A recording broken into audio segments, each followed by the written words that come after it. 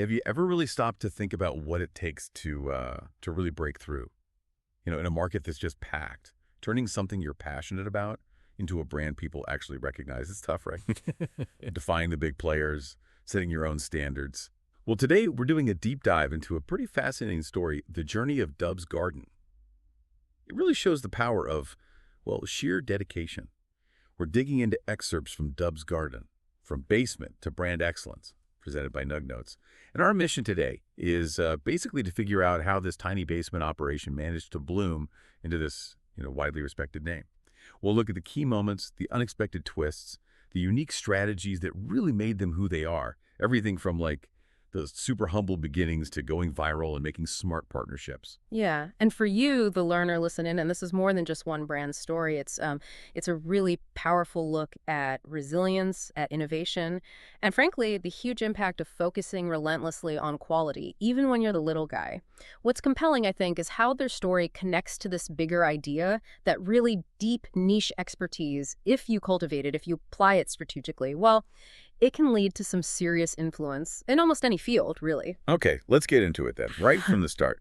We're not talking about some flashy launch with tons of cash. Nope. We begin with a guy named Frank, working away in an Oakland basement. The source material really paints a picture here. These 8-light beginnings, basically pretty small indoor setup. It describes it as a time of, quote, thin budgets, thick standards. And they had this one rule, right? A foundational thing. If the trim wasn't right, it didn't leave. That wasn't just like a suggestion. It was their whole philosophy. Right. And what's fascinating there is how that early, almost stubborn commitment to quality became their bedrock. It wasn't just about making good stuff. It was about setting this incredibly high internal bar, even when basically no one was watching. It wasn't about volume, definitely not at first. It was about reputation, built from the ground up, customer by customer. Okay, so that quality obsession was key. Let's talk about the glue lore. While everyone else was like chasing the next trend, Frank apparently chased the cut. Specifically, GG4, right?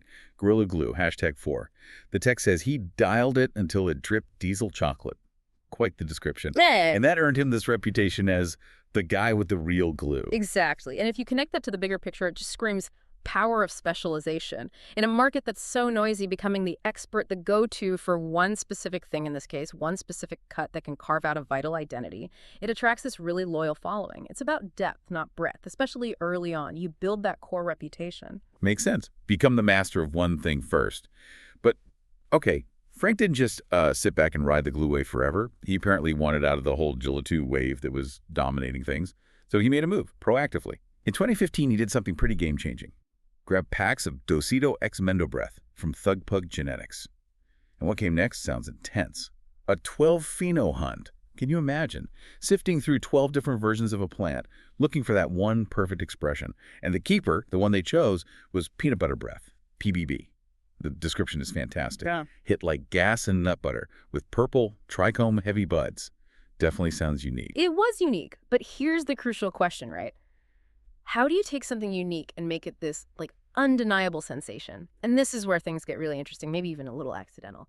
They came up with this brilliant marketing move, packaging PBB in a Skippy-style jar, like the peanut butter jar. Super distinctive, kind of playful. Skippy jar. Seriously.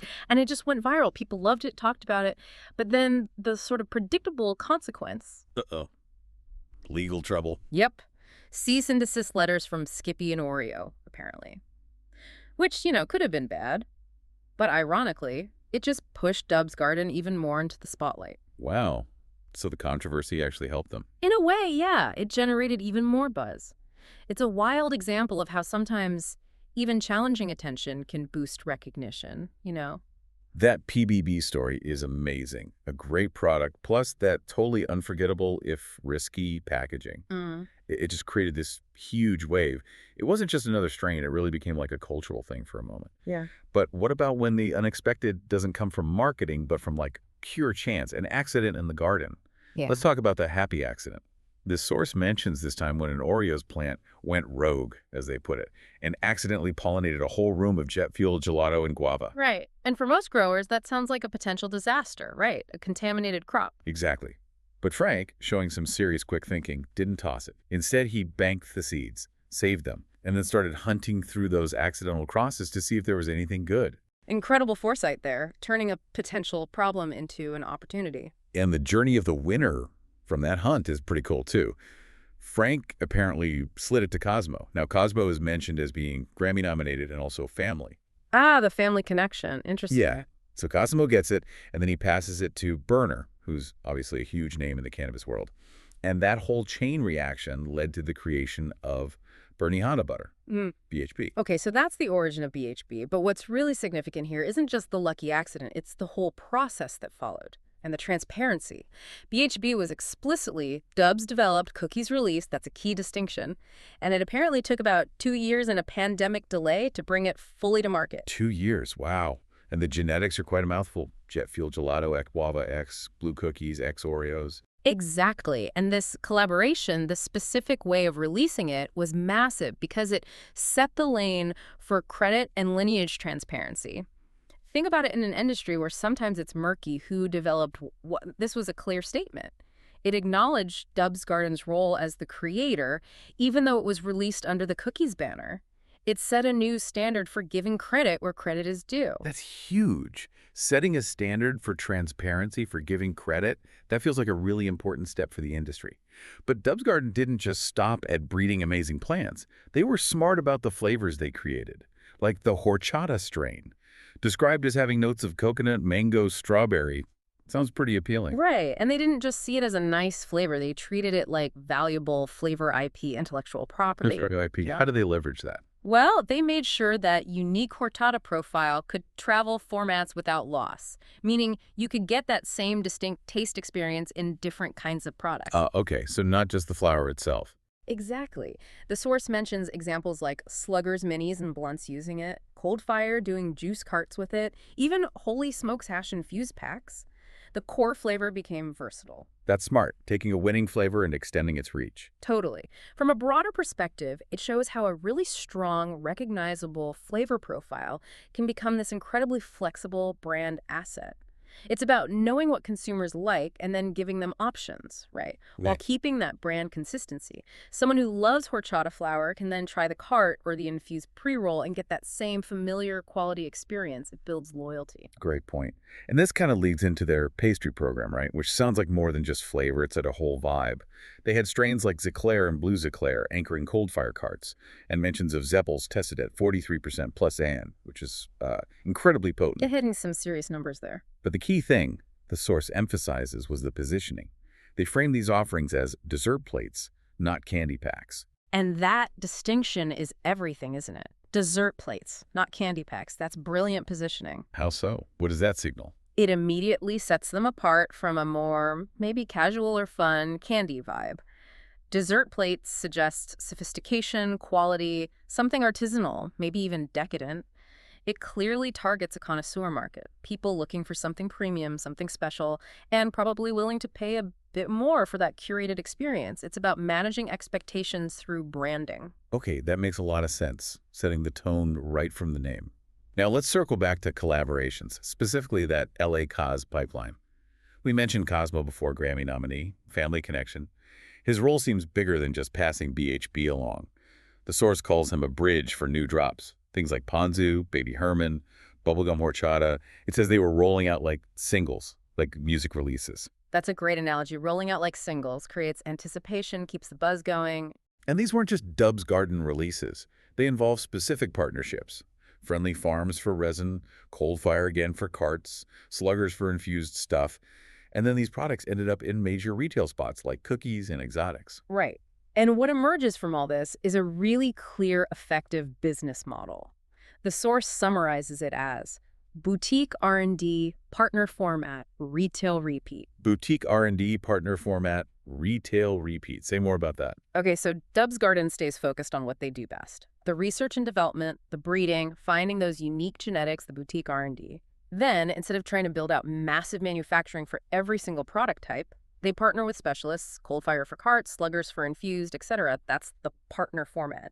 And then those partners help get the products into retail, often leveraging their own distribution networks. Then you repeat the cycle with the next innovation. It's a model that allows them to scale their reach and innovation without necessarily scaling their own physical footprint in the same way. And it works. Apparently so well that the source notes it's a model others copy. It lets them stay specialized and nimble while still having a broad impact through these strategic alliances. It's a smart way to grow. Very smart. Okay, one last piece here. The world building.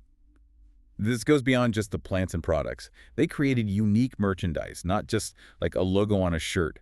Things like tree trimming and gardening service tees, or Cocoa Krispies cord hats. Yeah, I saw that mentioned. What's the idea behind that? The source calls them winks for heads, basically, insider nods for people really in the know. Wearing that gear was like proof you'd been in the garden. Ah, so it creates a sense of community, like an insider's club. Exactly. It fosters this really strong sense of belonging, of being part of something special and authentic, beyond just being a consumer. It builds the brand's world. That's clever. It deepens the connection. So let's try and wrap this up. For you, the learner, listening to this journey, what's the big takeaway?